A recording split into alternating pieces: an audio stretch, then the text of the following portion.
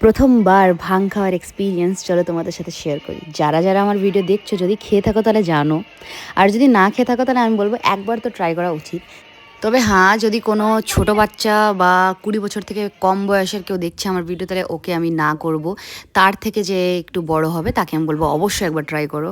বেশি না, জাস্ট এক গ্লাস, একটু ঝিমঝিম নেশা, কীরকম ফিল হয়, এটা আলাদাই একটা অদ্ভুত নেশা।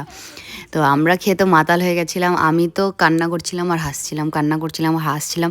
আর এটার ইফেক্ট এটা নাকি তুমি সঙ্গে সঙ্গে পাবে, 1 থেকে 2 ঘন্টা পর এইটার ইফেক্ট স্টার্ট হয়। এই যে ভাং আনা হয়েছিল এতে খেয়েছিল 4 থেকে 5 জন, তো কাউরই সেরকম চড়িনি। তারপর আরও খোঁজা হয়েছে, সব জায়গা থেকে রিজেকশনের পর একটা ছেলে বলেছে, মানে একটা বন্ধু, একটা ভাই বলেছে কি হ্যাঁ ভাং আছে, সে আবার বাড়িতে দিয়ে গেছে, তারপর আবার খাওয়া হয়েছে। সেই কাণ্ড হয়েছে। তোমরা কারা কারা ভাং খেতে পছন্দ করো বা খেয়েছো বা আর কোনো দিনও খাবে না, যা এক্সপিরিয়েন্স হয়ে থাকে তোমরা অবশ্যই ট্রাই করবে। এই যে 2-3 জন আছে এরা ভাং ট্রাই করেনি, এরা আলাদাই আগে খেয়ে নিয়েছে, কিন্তু রিয়াকশন দিচ্ছে কি ওরা ভাং খেয়েছে।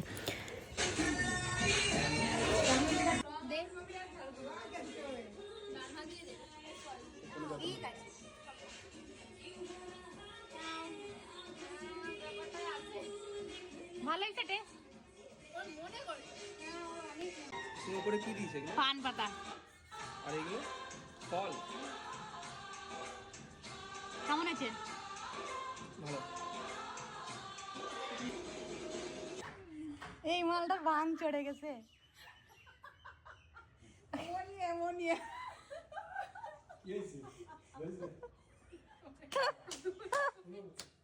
পড়ে গেছে।